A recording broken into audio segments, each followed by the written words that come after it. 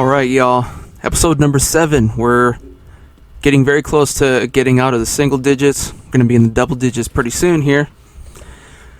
And, well, I hope you guys can forgive me for wearing tank tops for pretty much the last few episodes, because it's fucking hot in here. I mean, even though I got a fan, you know, it's still hot out there, and whatever. I like them. I gotta build my way up to it anyway. So, yeah, this episode we do some more Facebook posts, and I believe I've come up with a name for that segment. I'm going to be calling it Post-Apocalypse, because, yeah, I couldn't really think of anything better. If I think of something better, you know, I'll change it, or, you know, go follow me on Instagram and DM me. Maybe you'll have a better name for it, or maybe you'll have a worse name for me. In which case, fuck you, but I'll probably read it anyway. So, yeah, Post-Apocalypse. And, you know, I get into some more things about my daily life, and let's see what else. This one's a little bit of a longer one for you, so, you know, sit back and enjoy.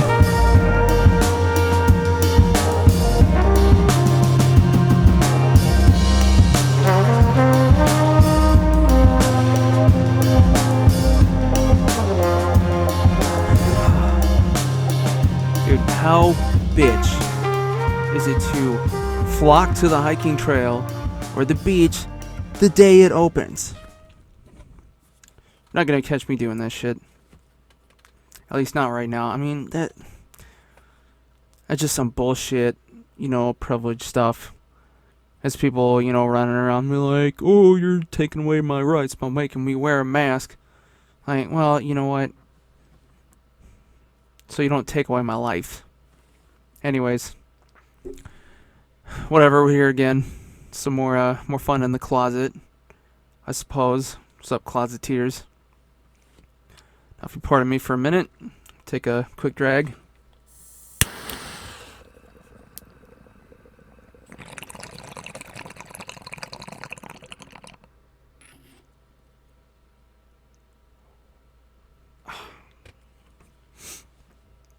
Not bad.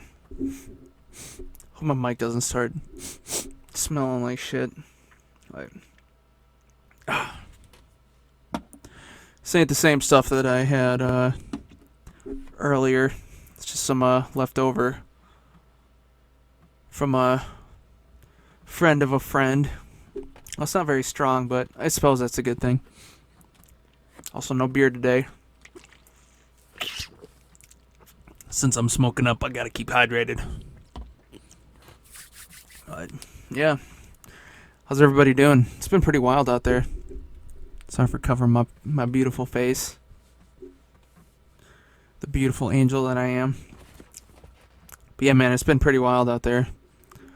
Like I said before, I'm still doing the old Postmates thing, and now I realize that it's not, you know, like an end-all, be-all career, but it's actually, I mean, you got to put the work in, obviously, but it's actually not that bad. I've been making a decent little chunk of change every week. The only, what was I gonna say?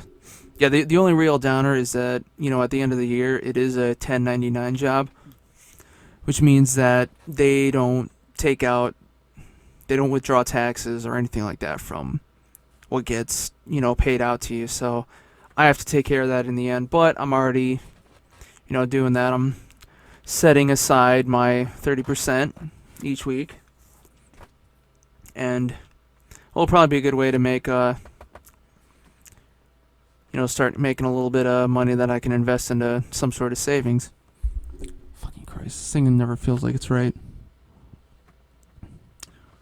Whatever, I might as well take another hit.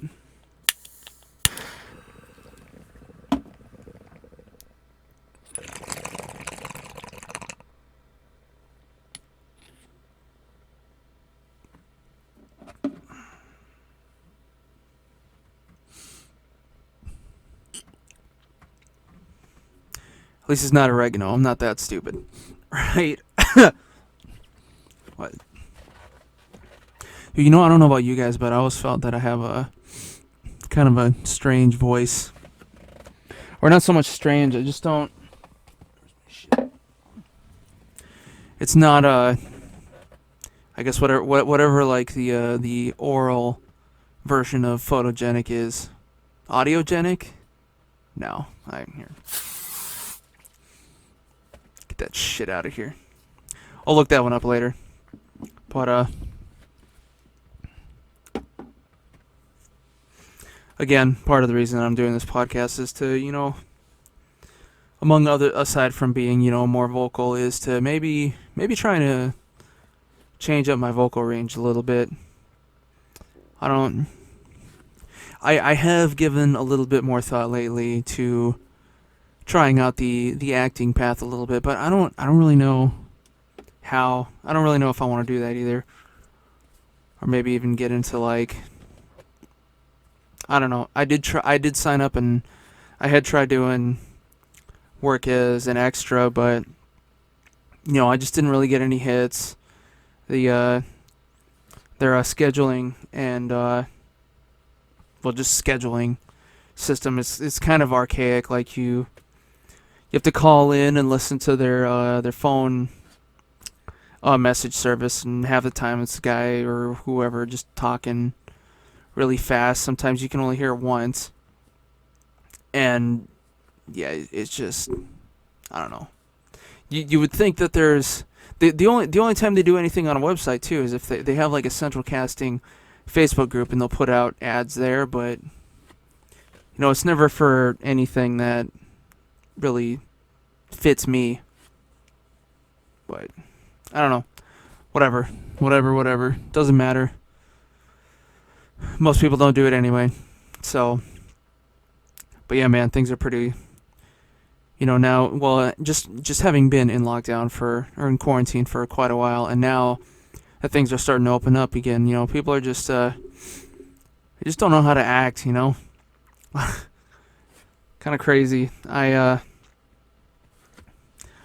think now today I just got back done from, doing deliveries today, and now today was the worst that this has ever been, but you can tell which kind of people are assholes, because it seems like there's a lot of time, a lot of people live in apartments, obviously, right? So you would think that the common sense thing to do would be when you order food or something like that you're expecting to come in like a short amount of time, that you would go to the lobby and come get it from me. And forgetting about the whole social distancing aspect of everything like that. Which for the most part, that has been the case. Like, I'd say half the time, people will come to me, but the other half of the time, I have to go to them at their apartments. And I don't know, maybe if they're just like introverted or something like that, or they really are just genuine assholes, because it seems like nearly every single case that I have to go and like find their place, it's literally in the back of the building at the top story, and my car's out in the fucking street or whatever. But it's fine because I got the Postmates sign in my window, so I just put on my blinkers and that's all there is to it. But today, I had to go find a guy at the top of the fucking W Hotel, which is one of the big ones down here in Hollywood. It's basically a landmark. And now, it wasn't just like in the back. It was a situation where they had, construction going on and like different towers. So I had to like go in the building, check in at the desk in middle of Hollywood. So there's, traffic and not a lot of places to park and all that to begin with, even now. But as I go in and check in, I had to get a code. I had to go up some floors, one tower, and then I had to, there's a pool or whatever, up to the next tower, and then cross over to the next tower, and then back all the way down again. But I don't know, it's fine. My one consolation is I was listening to Tool. It had just started, a song just started whenever I parked to go do the delivery, and by the time I got back down, same fucking song. That's how music should be. Just, if it's good, give me more of it, you know? Alright, excuse me for a second, guys.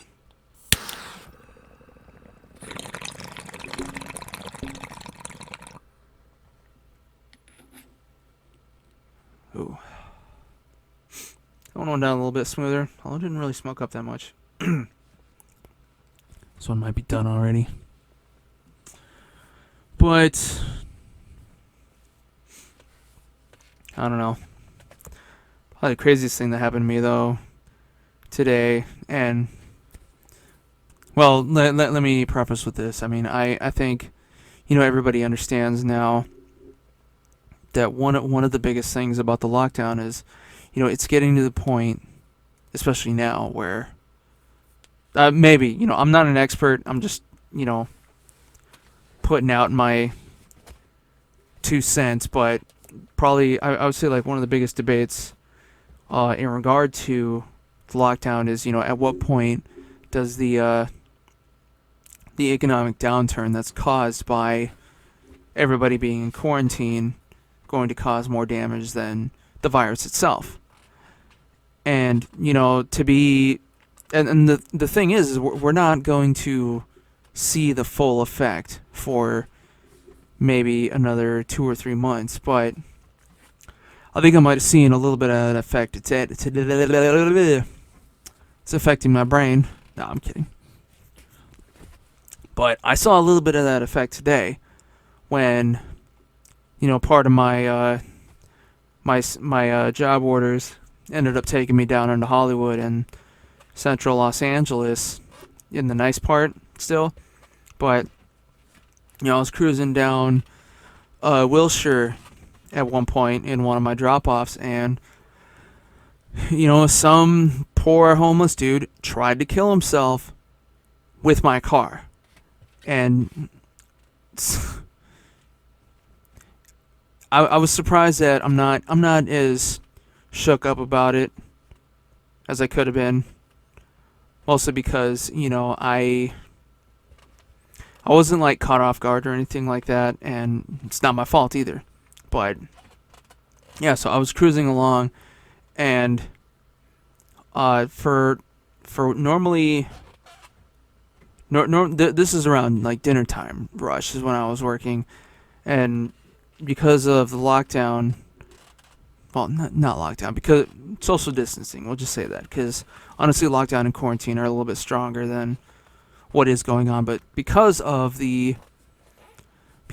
social distancing at this time of day, normally it isn't, but Wilshire was just completely empty. There was basically no cars on it, maybe like 1 or 2 in the distance and in my rearview mirror or something like that. But I was cruising along in the right lane, and I see some guy from a bus stop just starts walking out onto the street, which, you know, unfortunately, living here in Los Angeles, that's not an unusual thing. You know, there's always people like, you know, especially at bus stops, you'll get the guy walking out of the street and you're like, where's my goddamn bus? Get the fuck out of the street. Or, you know, they'll just start crossing mid-block. But, so, which is what I thought was going on here. You know, I see, it was an older black gentleman, and he looked like, I don't know if you guys had ever seen Black Snake Moan. He looked like Samuel L. Jackson in that movie, just all fucking crazy-eyed and hair everywhere. But yeah, so I see him start walking out on the street.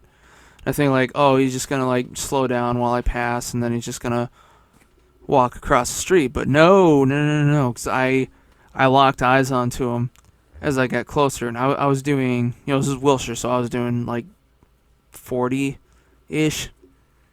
You know, I lock eyes on him, and he's, you know, intently on me, and he's walking briskly like, you know, I'm gonna make sure this motherfucker runs me over.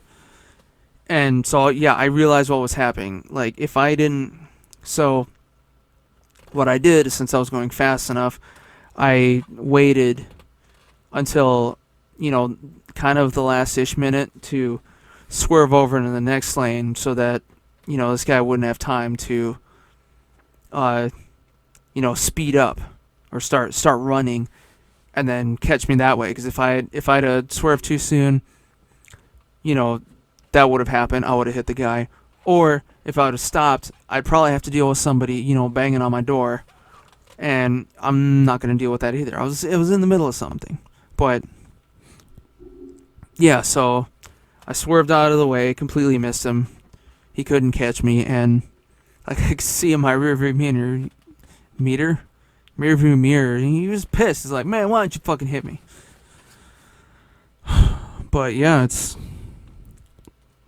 I don't know, man, it's nuts.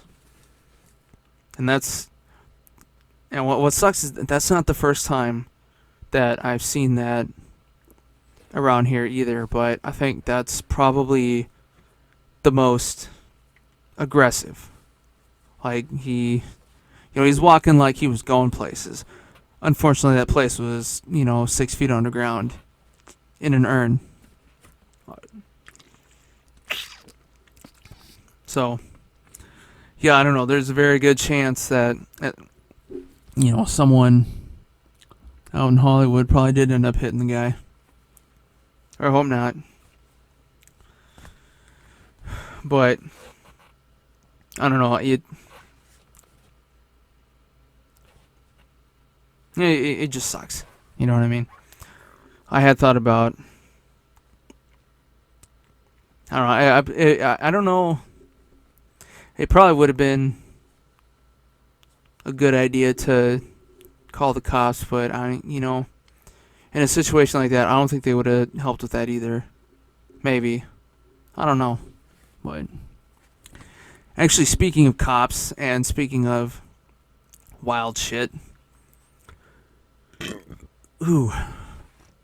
part of my runs took me down to Beverly Hills, which, to be honest, I've never really explored around there before, but yeah, it is a nice town, and I think I saw more cops there than I have just about anywhere else, and I did manage to see a couple cases of entitled white people getting ticketed for not having their masks on. I think I'd see one old lady pulled over. She was fucking, visually aggravated while talking to the cop. And then another was just like some teenage couple that were just, wandering around without their masks and stuff. So, I don't know. They take it seriously down there more than they do up here in my part of town. And I actually was even wilder than that. I ended up going to the nice part of Inglewood, which apparently they have a nice part. Or it might just be like right next to it. I don't know. I'm just going off of what my map said. But yeah, my last run took me all the way down there, which is a ways from where I live. But yeah, so as I'm pulling off like the main roads going into the residential area, I see, a police SUV starts following me. And I know he's following me because, there's literally nobody else on the road at this time. There's like 10 at night now. And, I had to make a couple turns and they followed me there. So by the time I park in front of, the guy's house that I'm dropping off food to, cop pulls up right next to me and hits me with the spotlight while I'm still in the car. And, so I just roll down my window, I look over, I have my mask on. I'm just like, hi. And they see me, and I just hear the guys in the car like, hi, and then just sped off. They fucking the most bitch move ever. Like, they didn't even say like, if it was me, I would have just been like, oh, sorry, we're just making sure you have your mask on. But no, it's just, hi. Or they sped off like they had a fucking black person to go shoot or something like that. They sped off like a... Fuck, I had another one in there. But... Yeah, I don't know. I'm sure somewhere in there there's a discussion about, you know, who's fit for police work, but I don't know. Maybe not that guy. Or just awkward, I guess.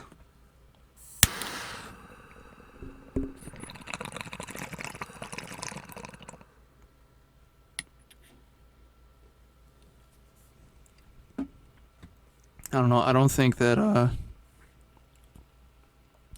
be honest, working in...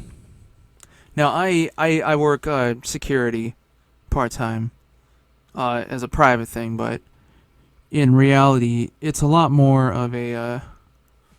or at least what I do is a lot more of a customer service type of job. I don't think I could ever really do actual law enforcement, because I don't know. I don't like being, you know, that confrontational, which is, of course, you know, a catch-20, because it would probably means that I'd be amazing at the job, but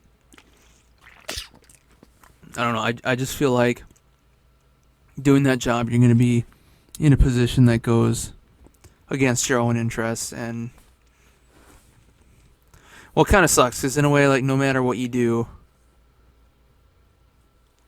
I feel like they run into situation. Well, they life and death situations. That's all I need to say. And life and death situations,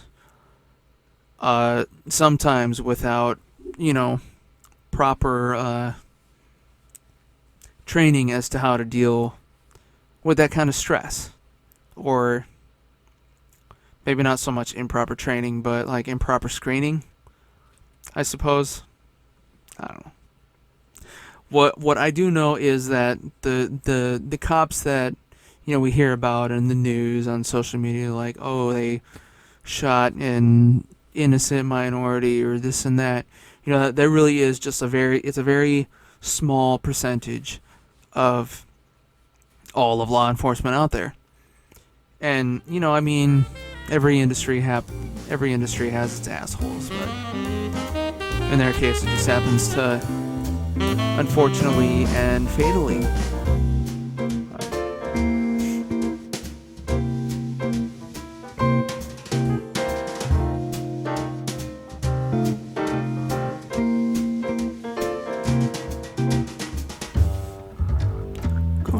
hey yo, Closeteers, what's up again?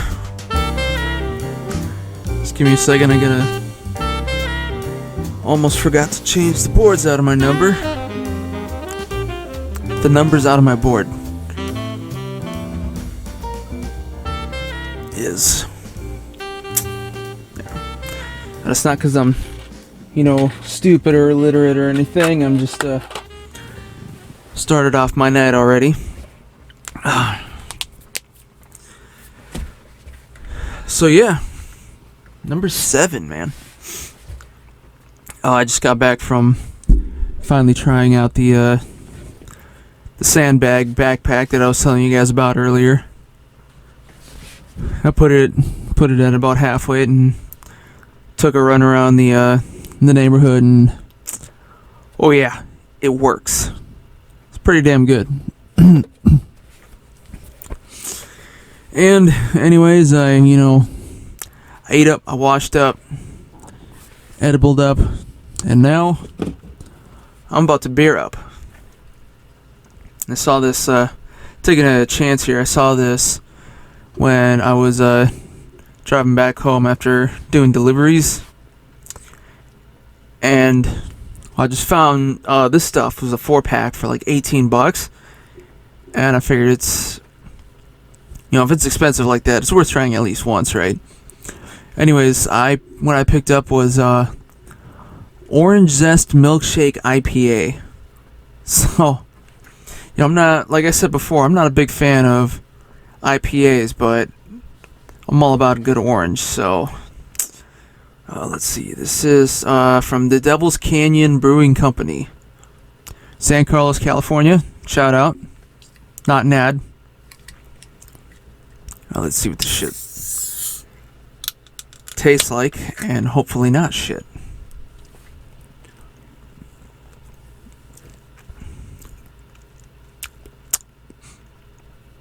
It's not bad. It's it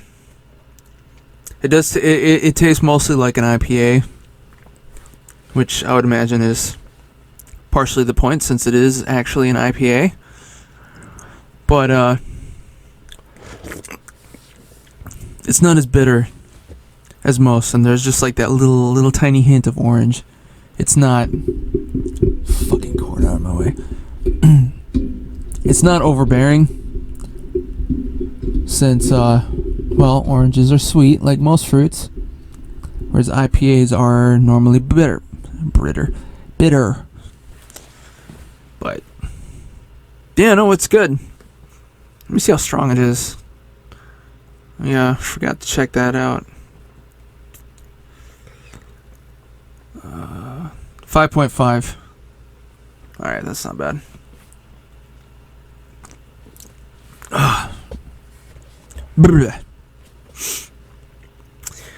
Well, anyway, I'm filming this one a little bit earlier in the week, but we are, as I've been saying before, and as most of y'all already know, especially here in California, we're coming close to the end of our being locked down, and that's pretty cool. So, or I guess it's cool. It'll be interesting to see what businesses change. I needed another sip first of all, but and one of the ones that I think would be real interesting to see is what strip clubs are like once they open back up. So I know a couple people who work at one, so I've asked them a couple times, like, hey, what's going on? Just we don't know, since that's just that world. But but yeah, it'll be interesting to see, since one of the main proponents of the lockdown for this virus is to keep your distance from people. And well, I don't know if you've ever been in a strip club, but it's pretty much the opposite of that. So it'll be weird to see if everybody's trying to do the whole pole routine with a pair of latex gloves on and a mask. So it's like, here's more, and it's like Kenny doing his routine. Now, me personally, what I think would be more practical and a lot more hilarious is if they decide to put plexiglass all around the stage. Make the pole stage look like a fucking penalty box. Be like a little hole halfway up that you can put your dollars in, but small enough and high enough so that you can't reach back out. You'd probably see some crazy shit too if that were the case. Like, every once in a while somebody throw an apple core at the stage, just dunk. Oh, fuck was that? Like like the old Blues Brothers, whenever they go to perform at that bar on the way to the gig, and the whole stage is wrapped in or not wrapped in, but like it's fenced off with like chicken wire, and like, what's with the chicken wire? Like, oh, well, you'll see. And they start playing. They all the bar patrons, start getting rowdy and throwing bottles, and they're just shattering all over the place. And it's a cool movie. You guys should go see it if you haven't already. The Blues Brothers, I believe. Yeah, that was in the first one that they did. That scene took place, not so much the second one. They that's one movie that I really hope to see, like a sequel of, or end of a trilogy, not a remake. Remakes We've had enough of those. Plus, Dan Aykroyd's still alive anyway. And so is John Goodman. And I'm sure, well, pretty much anybody else. But they can swap those out pretty easily. But yeah, I would love it if there was a Blues Brothers 3. But I guess until then, we'll see.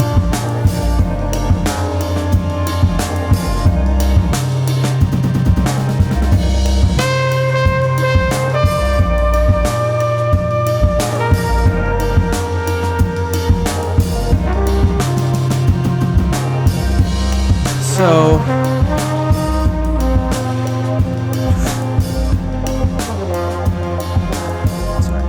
anyways, I found some more articles for you all. I don't need that one. I still haven't figured out a name for this section too, so that it has to be something related with Facebook posts, or maybe just posts. I'm thinking post-apocalypse, because I inundate you with some potentially mind-shattering whatchamacallums, things, ideas. Okay, what was I? Oh yeah, here was a cool one that I picked out for a buddy. This post is a Tumblr post. It's I like post-apocalypse. Welcome to post-apocalypse, where I drudge up some Facebook posts and I make you listen. And then I let you read, possibly later. This first one, the Tumblr post. This is one of those things that, this is like quick, you know how when you were a kid, you ever see like those jokes?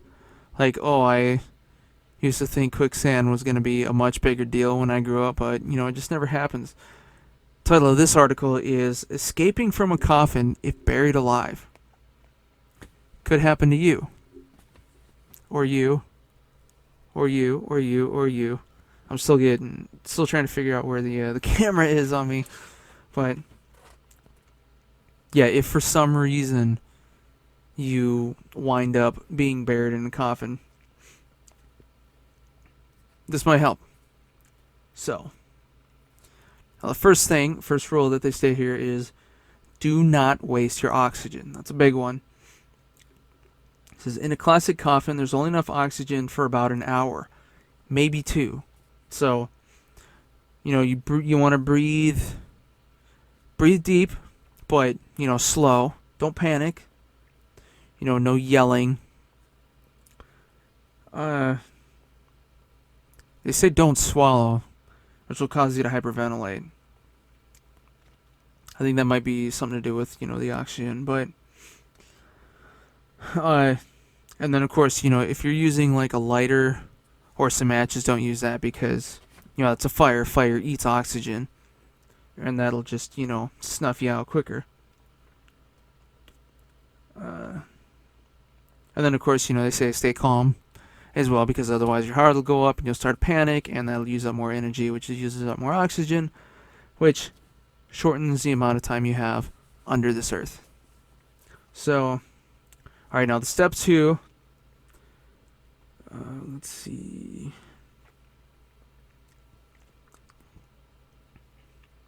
So then the next thing is, to like shake the lid, or see if you can, especially with like a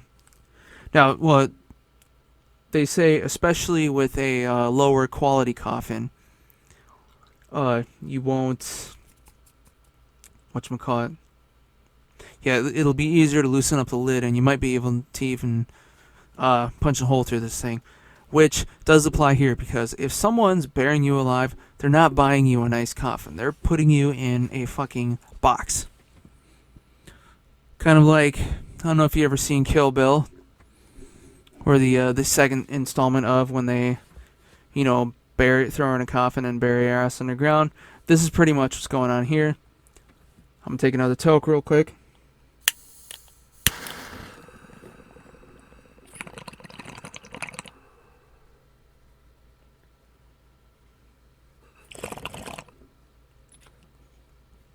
And we'll continue our discussion.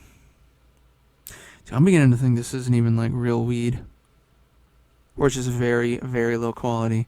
But so, anyways, check the lid of the coffin. Then next, let's see. They say if you got, hopefully you're wearing a shirt, but they say to cross up, pull your shirt over your head, and then tie up the end over your head, and basically kind of make like an object, whatchamacallit, object tight seal, solid tight, I guess. Well, the point being is that, your arms are up here, so wherever you're putting pressure on the coffin lid is going to be right around your face. Now, and the reason that they tell you to put your shirt or whatever over and tie it off over your head is because, if it's if you're buried like a normal burial, you got 6 feet worth of dirt on top of you, which is not, it's not good. And the idea is that this will keep all of the dirt and shit, away from your face, which you need to breathe, and give you a little bit of room, so you won't suffocate right away. And they say, kick the lid with your legs, and if it's cheap enough, hopefully the lid will already be damaged, just from the way it's handled and from the weight of the dirt. It says, as the lid breaks, throw and move the dirt that falls through in the direction of your feet. And then when that starts to get full, push up. And the goal is to sit up while you're in the coffin. Because then, as you do that, the dirt will fill in, behind your back, and will, help prop you up. And you basically, just from then, you just got to start. Let's see. Yeah. So sit up, and then basically just try to get up. And they say that, the dirt that will be on top of you it was freshly dug up, or at least freshly buried. So it'll be looser, right? Unless they came over with like a backhoe and just completely crushed it out. But and hopefully don't get buried when it's raining, because all this will go out the window because it'll be all wet and heavy. But yeah, so that's escaping from a coffin. Hopefully that makes sense. Alright, I got another post for you. This one was actually a picture, which I'll share it right here for you all to see. This was another post. It's called I Need to Take Another Hit. Real quick. Just all bear with me.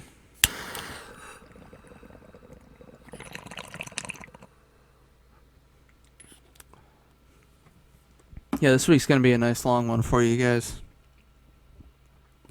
Which, that's the point, just making content. And, I haven't really shared this podcast on my personal yet, but once I do, it'll be kind of nice, because then it's like, oh, yeah, hey, check this out, and I got a bit of a catalog. Oh. Of course, I'm fine taking the hits, and then I get the water down the wrong tube. And that's what kills me. But, alright, where were we? So, this post is I'm just going to read it verbatim because fuck it. It's the shopping cart theory.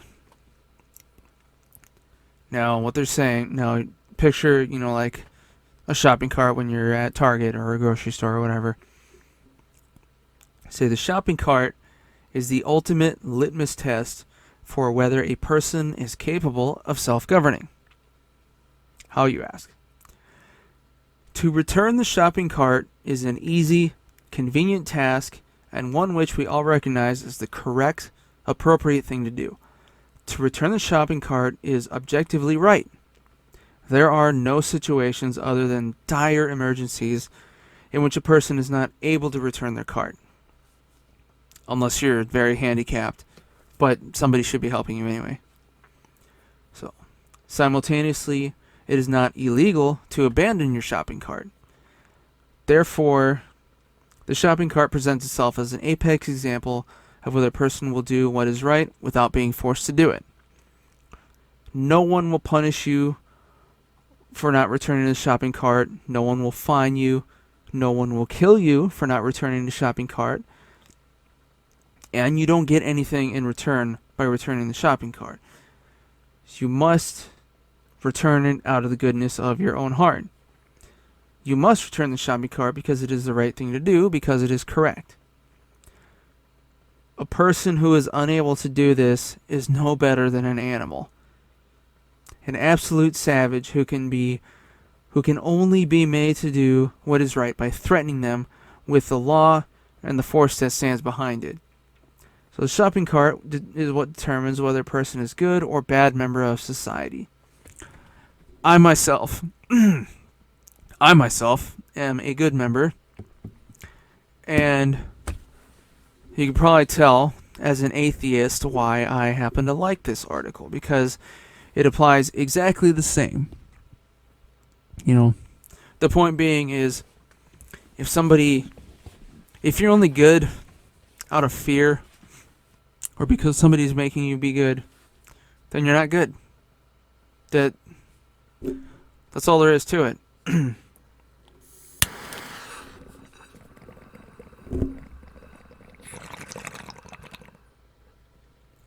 That's just all there is to it.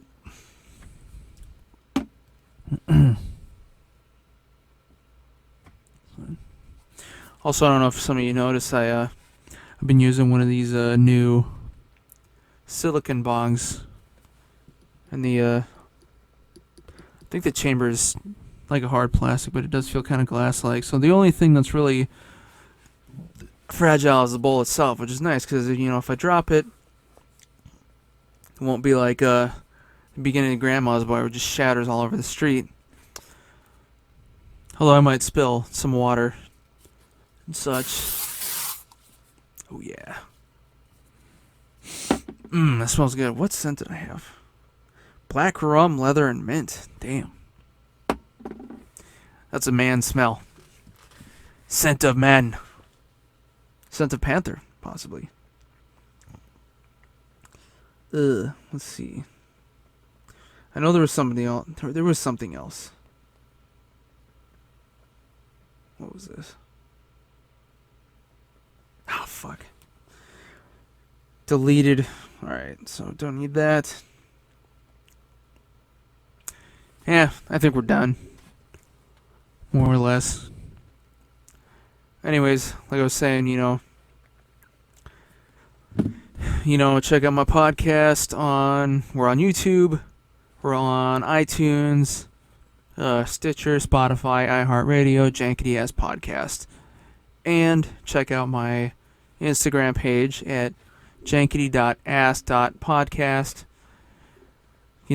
Leave a follow, send me a DM or something like that so I can read them. We got some more content. I don't really care what it is, just fucking do it, alright? And yeah. I realize that right now it's just kind of some rambling suckage, but just bear with me. Hopefully things will get better. I'll start making enough money and maybe have like a real studio. Just be the jankity ass studio instead of a jankity ass closet like I got right here. And maybe, hopefully, I might even have a co-host at some point. Because I realize there's a lot of people, especially when it comes to humor. There's a lot of people who just do better when they're bouncing off of somebody else. And well, I feel like I'm not as funny here as I could be, mostly because a lot of my humor kind of comes from like what's reflected off of other things. So if I had like someone to just roast some bullshit that they said, and then laugh at me, and then I laugh at them, and yada yada yada, that would work a little bit better. But I don't know. In the meantime, I'll catch y'all next time.